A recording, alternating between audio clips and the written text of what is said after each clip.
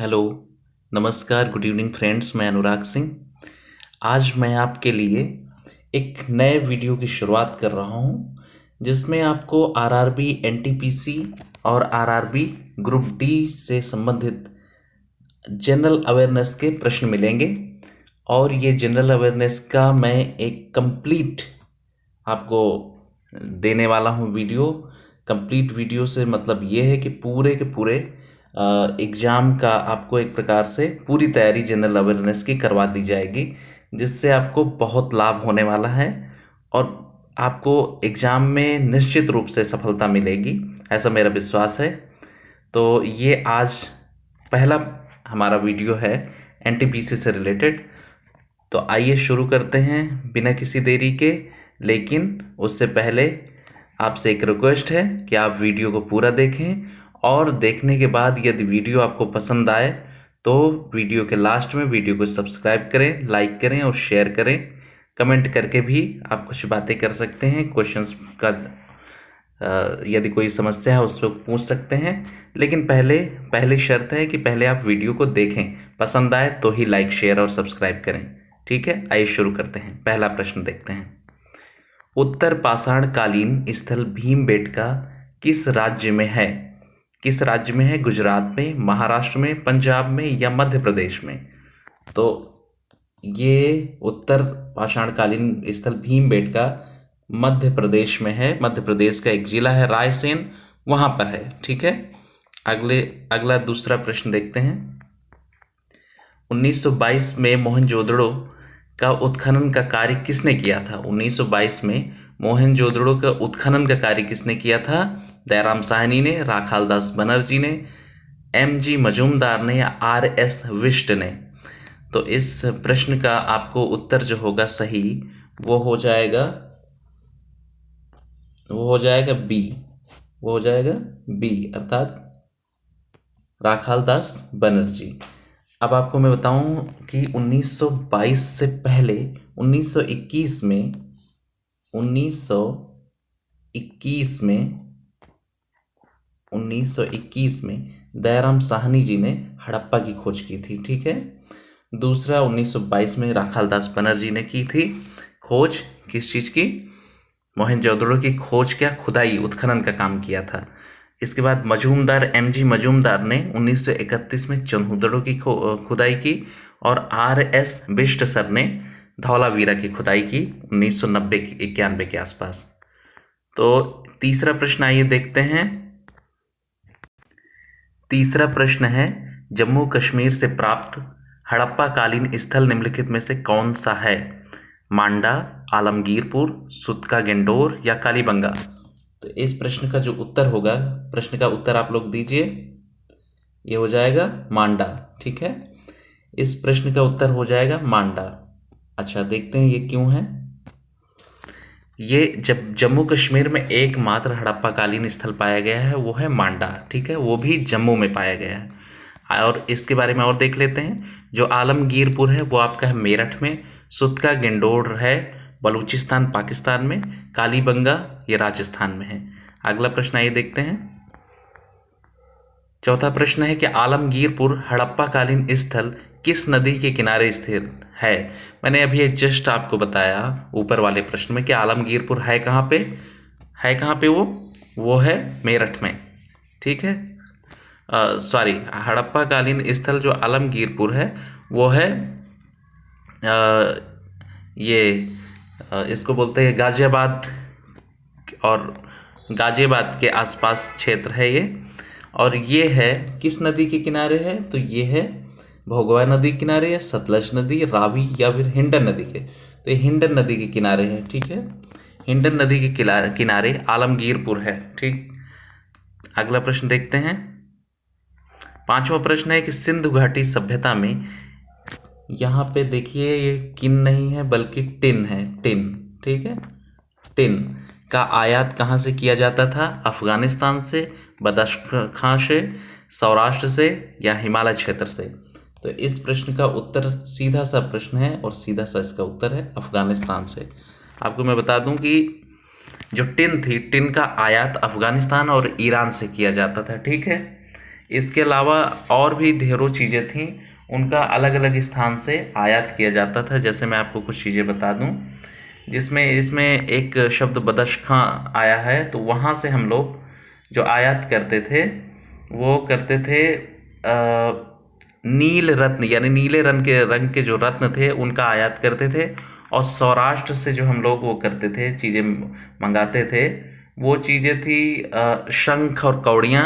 हिमालय क्षेत्र से जड़ी बूटियाँ और शिलाजीत वगैरह ये चीज़ें हम लोग मंगाते थे। अगला प्रश्न देखते हैं। चूँकि इसमें कंप्लीट कोर्स है एक जनरल अवेयरनेस का, तो इसमें हिस्ट्री, ज्योग्राफी, पॉलिटी, इकोनॉमी और साइंस सारे के 5-5 प्रश्नों का संग्रह रखा गया है। अब हमने हिस्ट्री कंप्लीट कर लिया 5 प्रश्न, अब हम ज्योग्राफी के 5 प्रश्न देखते हैं। छठा प्रश्न है कि पृथ्वी की 3 प्रॉपर्टी में क्या शामिल नहीं है? सियोल, सीमा, नीफे या सिफे, इनमें से क्या शामिल नहीं है? तो आपको मैं बता दूं कि इसमें से डी यानी सीफे शामिल नहीं है। वो क्यों शामिल नहीं है? क्योंकि ये पृथ्वी हो गई, ये पृथ्वी हो गई, ठीक है। पृथ्वी को हमने काट दिया है, देखिए ये हो गई पृथ्वी। हमने पृथ्वी को ऐसे तरबूज आकार में काट दिया। अब ये हमने इसको 3 पार्ट बना दिए। एक को हमने सियोल कर दिया, सियोल, ठीक है। इसके बाद यहाँ सीमा हो गया और उसके नीचे हो गया नीफे, ठीक है, नीफे। तो आपको मैं बता दूं कि सियोल मीन्स सिलिकॉन और एल्यूमिनियम। तो ये पृथ्वी के ऊपरी वाली परत में पाया जाता है सिलिकॉन और एल्यूमिनियम।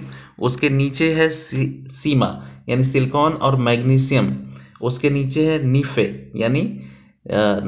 यानी इसका मतलब है कि निकेल और फेरस यानी कि जो लोहा है वो पाया जाता है। ये 3 परत हैं पृथ्वी में मुख्य रूप से, जिनमें ये हमने अपने हिसाब से कैटेगराइज किया है।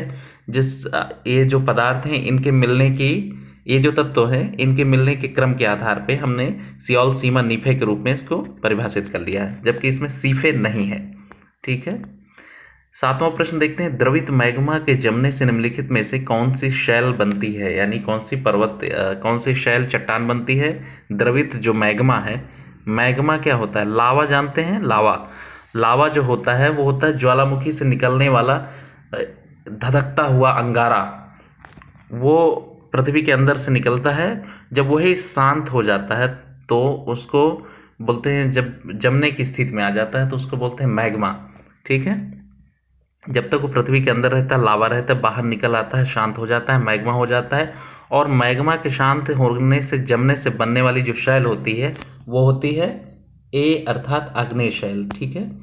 अब आग्नेय शैल जो होती है वो द्रवित मैग्मा से बनती है। अगली जो शैलें हैं उनको हम लोग देख लेते हैं। अवसादी शैल, अवसादी शैल कैसे बनती है? अवसादी शैल बनती है नदियों द्वारा बहाकर लाए गए तमाम प्रकार के कंकड़, पत्थर और मिट्टी के जमाव से एक परत, दूसरी परत, तीसरी परत बनती जाती है। इस प्रकार परत दर परत बनी हुई चट्टान को हम लोग अवसादी शैल बोलते हैं, क्योंकि पृथ्वी नदी द्वारा जो बहाकर लाया गया सामान होता है, सारा कुछ मिट्टी, पत्थर, कंकड़, उसको हम अवसाद बोलते हैं, इसलिए इसको अवसादी शैल बोल दिए। तीसरा है कायांतरित शैल। कायांतरित मीन्स काया को परिवर्तित कर लेने वाली शैल, यानी जब किसी कारण से ताप के या दाब के कारण एक शैल का रूप बदल के दूसरे रूप में आ जाती है तो उसको हम कायांतरित शैल बोलते हैं। जैसे लोहा वगैरह जो कोयला है वो कायांतरित शैल का उदाहरण है। यानी पहले वो पृथ्वी के अंदर पेड़ होड़ दब जाते हैं, उस सब के परिणाम स्वरूप वहाँ पे कायांतरित शैल के रूप में वो परिवर्तित होके और वहाँ बन जाता है कोयला। जलप्रपात इसका उत्तर नहीं है, ठीक है, क्योंकि प्रश्न जो कह रहा है वो कह रहा है कि द्रवित मैग्मा के जमने से निम्नलिखित कौन सी शैल बनती है, तो इसका उत्तर ए हो जाएगा, ठीक है। शैल बनती है आग्नेय शैल। 8वां प्रश्न है। भारत का एकमात्र सक्रिय ज्वालामुखी द्वीप कौन सा है? बैरन द्वीप, लक्षद्वीप, दमन द्वीप या अब्दुल कलाम द्वीप, व्हीलर द्वीप। तो इस प्रश्न का उत्तर हो जाएगा ए अर्थात बैरन द्वीप। ये अंडमान निकोबार द्वीप का भाग है और ये एकमात्र भारत का सक्रिय ज्वालामुखी है। और आपको एक चीज़ बता दूं कि व्हीलर द्वीप, जो उड़ीसा का व्हीलर द्वीप है, उसको नाम बदल देकर अब्दुल कलाम द्वीप कर दिया गया है। 9वां प्रश्न है, सेमेरु पर्वत किस देश में स्थित है? सेमेरु पर्वत किस देश में है? इंडोनेशिया में, वियतनाम में, मलेशिया में, कंबोडिया में? तो सेमेरु पर्वत जो है वो इंडोनेशिया में है। ठीक है। इंडोनेशिया की राजधानी क्या है? जकार्ता। और ये सारे के सारे नॉर्थ ईस्टर्न कंट्री हैं। तो अगला 10वां प्रश्न देखते हैं। दुनिया का सबसे बड़ा नदी द्वीप माजुली किस राज्य में है? यानी दुनिया का एक सबसे बड़ा नदी में बनने वाला द्वीप है, नदी के द्वारा बहाकर लाई गई और नदी के अपने मार्ग परिवर्तन के कारण बनने वाला एक द्वीप है, उसका नाम है माजुली। वो किस राज्य में है? भारत के केरल में, मणिपुर में, हिमाचल प्रदेश में या असम में? तो माजुली द्वीप आपको याद रखना है, वो हिमाचल प्रदेश में किस नदी द्वारा बना है? ब्रह्मपुत्र नदी द्वारा बहाकर लाए गए मिट्टी अवसाद से बना है। ठीक है। 11वां प्रश्न है, अब हमने हिस्ट्री और ज्योग्राफी के 5-5 प्रश्न कंप्लीट कर लिए। अब हम प्रश्न देखेंगे पॉलिटी के। 1946 में गठित अंतरिम मंत्रिमंडल में उद्योग और आपूर्ति मंत्रालय किसको दिया गया था? जॉन मथाई को, सी राजगोपालाचारी जी को, बलदेव जी को या लियाकत अली खान को? तो इस प्रश्न का उत्तर जो हो जाएगा वो है ए, अर्थात जॉन मथाई को 1946 में जो अंतरिम गवर्नमेंट गठित की गई थी मंत्रिमंडल, उसमें उद्योग और आपूर्ति दिया गया था जॉन मथाई को। अगला 11वां प्रश्न है, 12वां प्रश्न है, प्रांतीय संविधान सभा समिति के अध्यक्ष थे? प्रांतीय संविधान समिति के अध्यक्ष थे, कौन थे अध्यक्ष? Doctor B.R. अम्बेडकर जी, पंडित जवाहरलाल नेहरू जी, सरदार पटेल जी या के.एम. मुंशी? प्रांतीय संविधान समिति के अध्यक्ष थे सरदार पटेल जी। ठीक है, सरदार पटेल जी थे। जबकि प्रारूप समिति के अध्यक्ष अम्बेडकर जी और संघ संविधान समिति के अध्यक्ष जवाहरलाल नेहरू जी, प्रांतीय संविधान समिति के अध्यक्ष सरदार पटेल जी, और प्रारूप समिति में ही सदस्य के रूप में के.एम. मुंशी जी थे। 13वां प्रश्न है, स्वतंत्रता पश्चात अंतरिम मंत्रिमंडल में रेलवे एवं परिवहन मंत्रालय का कार्यभार कौन संभाल रहे थे? देखिए, एक अभी जो प्रश्न आया था वो आया था 1946 में, जब देश स्वतंत्र नहीं हुआ था। उस समय उद्योग मंत्रालय किसको दिया गया था? जॉन मथाई को। अभी हम देखते हैं कि स्वतंत्र भारत में अंतरिम मंत्रिमंडल में रेलवे एवं परिवहन मंत्रालय, कौन सा? रेलवे और परिवहन मंत्रालय किसको दिया गया? रेलवे और परिवहन मंत्रालय दिया गया जॉन मथाई को या श्यामा प्रसाद मुखर्जी को, रफ़ी अहमद किदवई को या राजकुमारी अमृत कौर को? तो इस प्रश्न का उत्तर भी हो जाएगा जॉन मथाई। अब देखिए, आपको याद रखने के लिए बता देता हूँ कि 1946 वाले में उद्योग मंत्रालय दिया गया था जॉन मथाई को, लेकिन जब देश आज़ाद हो गया तब इनको उद्योग की जगह दे दिया गया रेलवे एवं परिवहन। ठीक है, जबकि उद्योग मंत्रालय दे दिया गया किसी और को। ठीक है, अगला देखते हैं, भारत में शासन की किस पद्धति को अपनाया गया है? अध्यक्षात्मक पद्धति, संसदात्मक पद्धति, निरंकुशतावादी पद्धति, लोकतांत्रिक अराजकतावादी पद्धति?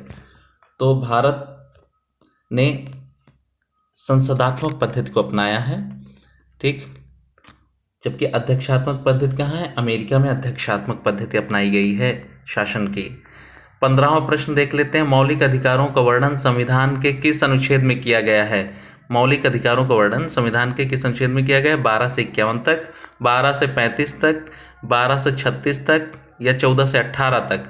तो इस प्रश्न का जो उत्तर हो जाएगा वो हो जाएगा 12 से लेकर 35 तक। 12 से 35 तक हो जाएगा क्या? मूल अधिकार। आपको मैं बता दूं, 1 से लेकर 4 तक, 1 to 4, और एक ये है जो भारत का राज्य और राज्य क्षेत्र, इससे संबंधित। फिर जो है आपको 5 से लेकर 11 तक नागरिकता संबंध में, 12 से लेकर 35 तक मूल अधिकार, और 36 से लेकर 51 तक आप देखेंगे राज्य के नीति निर्देशक तत्व, और 51 ए में आप देखेंगे जो मौलिक कर्तव्य है उनके बारे में वर्णन किया गया है। ठीक है, 16वां प्रश्न देखते हैं। भारत के कुल सोयाबीन उत्पादन का, हमने अब पॉलिटी खत्म कर लिया, अब हम इकोनॉमी की क्वेश्चन देख लेते हैं। भारत के कुल सोयाबीन उत्पादन का अकेले 60% उत्पादन करता राज्य कौन सा है? कौन है? पंजाब है, राजस्थान है, या फिर पंजाब है, राजस्थान है, केरल है, या मध्य प्रदेश है? तो इस प्रश्न का सीधा सा उत्तर है मध्य प्रदेश है, जो अकेले पूरे सोयाबीन उत्पादन का 60% उत्पादित करता है। सोयाबीन में पाई जाती है प्रोटीन, और प्रोटीन काम क्या करती है? प्रोटीन काम करती है नई सेल्स बनाने का और पुरानी सेल्स की मरम्मत करने के, यानी पुरानी जो सेल्स हैं, कोशिकाएं हैं, उनको मरम्मत करने और नई कोशिकाओं को बनाने में मदद करता है। इसलिए डॉक्टर्स और सभी लोग खाने में प्रोटीन की मात्रा का उचित ध्यान रखवाते हैं लोगों से, कहते हैं प्रोटीन खाइए। ठीक है, दूध में प्रोटीन पाया जाता है, सोयाबीन में प्रोटीन पाया जाता है। इसके अलावा भी बहुत सारी चीज़ें हैं जिनमें प्रोटीन पाया जाता है। दालें जितनी भी हैं उनमें दालों में पाया जाता है। ठीक है, 17वां प्रश्न देखते हैं। कुडनकुलम परमाणु संयंत्र भारत के किस राज्य में है? तमिलनाडु में, महाराष्ट्र में, आंध्र प्रदेश में, या कर्नाटक में? कुडनकुलम परमाणु संयंत्र तमिलनाडु में है। ठीक है, कुडनकुलम परमाणु संयंत्र तमिलनाडु में है, तो इसका आंसर ए हो जाएगा।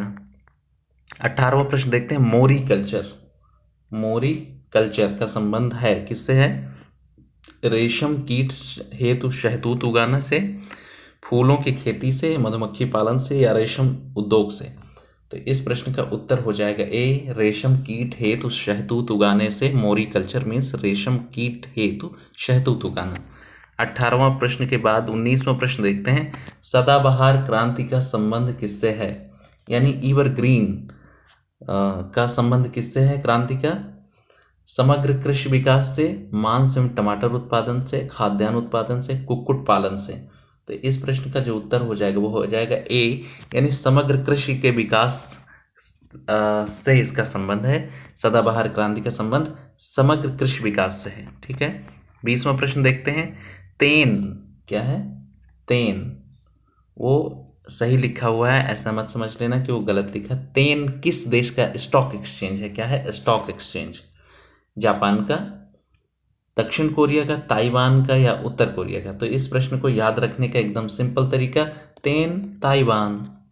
ठीक है, 21वां प्रश्न देखते हैं अब। समुद्र की गहराई मापने वाला यंत्र कौन सा है? फैदोमीटर, गैलोनोमीटर, पॉलीग्राफ, या लेक्टोमीटर? तो इस प्रश्न का जो उत्तर हो जाएगा वो हो जाएगा ए, अर्थात फैदोमीटर के माध्यम से समुद्र की गहराई हम मापते हैं। ठीक है, जबकि जो पॉलीग्राफ है उससे कोई व्यक्ति झूठ बोल रहा है क्या, उसका पता लगाते हैं। ठीक है, अगला प्रश्न देखते हैं 22वां। एक्स किरणों, जो एक्स रेज होती हैं, X rays, gamma rays, beta rays, ये सब होती है ना, तो इनमें से एक्स किरणों की खोज किसने किया था? रॉन्टजन ने, मैडम क्यूरी ने, आर्किमिडीज ने, या रदरफोर्ड ने? इसमें से रदरफोर्ड जी ने किया, रॉन्टजन ने किया था एक्स किरणों की खोज। जबकि मैडम क्यूरी ने क्या की था? मैडम क्यूरी ने जो रेडियो सक्रिय तत्व है उसकी खोज किया। आर्किमिडीज ने अपना पानी में तैरने का सिद्धांत दिया था। जबकि रदरफोर्ड जो हैं वो जुड़े हुए हैं नाभिक के खोज से। ठीक है, रसायन विज्ञान में नाभिक की खोज, न्यूक्लियस। 23वां प्रश्न है। मैक या डंबी किसका मात्रक है? मैक या डंबी किसका मात्रक है? उच्च वेग का, त्वरित का, त्वरण का, या बल का, या विभवांतर का? तो मैक जो है उच्च वेग का मात्रक है।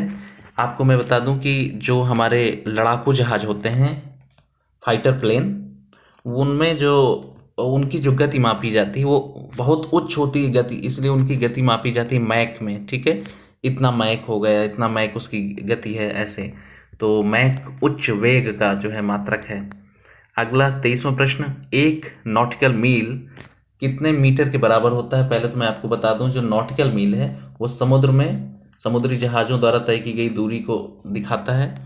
यानी समुद्र की दूरी अगर समुद्र में मापना हो तो उसको नॉटिकल मील में मापते हैं। वो कितना, एक नॉटिकल मील कितने मीटर के बराबर होता है? 1.852 मीटर के, या 1.60934 मीटर के, या 1000 मीटर के, या 94.46 मीटर के। तो एक जो नॉटिकल मील है वो होता है 1.852 मीटर के। यानी अगर आप समुद्र में एक नॉटिकल मील चलते हैं यानी आपने 1.852 मीटर की दूरी तय कर ली है। 24वां प्रश्न है, 1 हेक्टेयर में कितने एकड़ भूमि है? हाँ, हम लोग सभी बहुत कंफ्यूज रहते हैं इसमें ना, 1 हेक्टेयर में कितने एकड़ है, आज क्लियर कर लीजिए। 1 हेक्टेयर में जो ज़मीन आपके पास भूमि होती है वो कितनी एकड़ होती है? 2.5 एकड़, 3 एकड़, 5 एकड़ या 1 एकड़। तो 1 हेक्टेयर में 2.5 एकड़ होती है ज़मीन, ठीक है। 2.5 एकड़ ज़मीन होती है। 1 हेक्टेयर इजकल टू 2.5 एकड़। तो आइए 25वां और अंतिम प्रश्न आज का देख लेते हैं। चींटी के डंक में कौन सा अम्ल पाया जाता है? चींटी के डंक में कौन सा अम्ल पाया जाता है? मैथेनोइक अम्ल, लैक्टिक अम्ल, साइट्रिक अम्ल या टार्टारिक अम्ल। तो इस प्रश्न का उत्तर जो हो जाएगा, चींटी के डंक में पाया जाता है मैथेनोइक अम्ल। कौन सा अम्ल? मैथेनोइक अम्ल। सिट्रिक अम्ल खट्टे पदार्थों में पाया जाता है, ठीक है।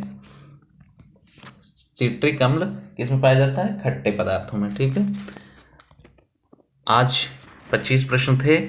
आपको ये प्रश्न कैसे लगे आप लोग कमेंट करके बताइएगा। और साथ ही अगर आपको वीडियो पसंद आए तो आप सब्सक्राइब करें चैनल को, लाइक करें, शेयर करें अपने दोस्तों के साथ। और अगर पसंद नहीं आए तो फिर आप लोग लाइक मत कीजिएगा, ठीक है। ओके, धन्यवाद। नमस्कार, जय हिंद।